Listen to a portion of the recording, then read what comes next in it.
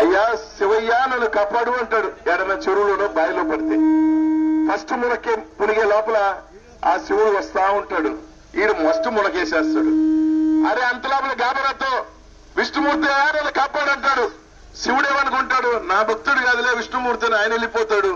విష్ణు వచ్చే లోపల ఇటు రెండో మునకేసి మూడో మునకి రెడీగా ఉన్నప్పుడు అయ్యా వినాయక కాపాడు అంటాడు.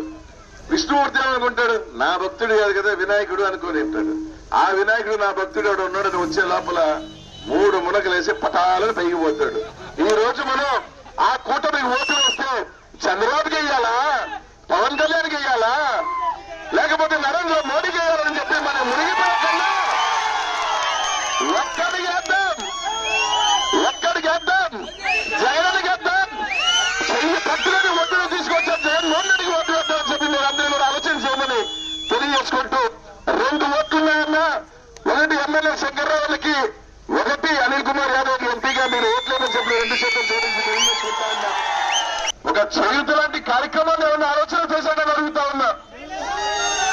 ఒక ఆసరా చేశాడా, ఏ కార్యక్రమం చేశాడని ఈ రోజు చంద్రబాబు నాయుడు గారికి ఓటేయాలని అడుగుతా ఉన్నా. ఈ రోజు మన ఊర్లో ఉన్న బడులు చూడండి, 5.5 కోట్లతో ఈ రోజు ఒక ప్రభుత్వ స్కూళ్లు మీ గ్రామంలో డెవలప్ అయిన మాట వాస్తవం కాదా అని అడుగుతా ఉన్నా. 2014-19లో మీ బిడ్డలు ఆ స్కూళ్ళలో ఎలా చదువుతా ఉన్నారు?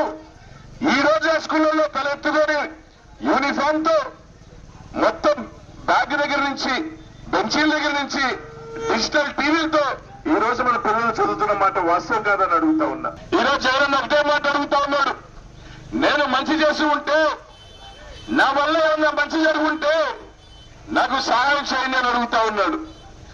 నేను నమ్ముకుని ఆ దేవుణ్ణి ప్రజల్ని అని జగన్మోహన్ రెడ్డి గారు చెప్తా ఉంటే, చంద్రబాబు నాయుడు మాత్రం నేను పవన్ కళ్యాణ్ నమ్ముకున్నా, నరేంద్ర మోడీని నమ్ముకున్నాను తప్ప ప్రజల్ని నమ్ముకున్నా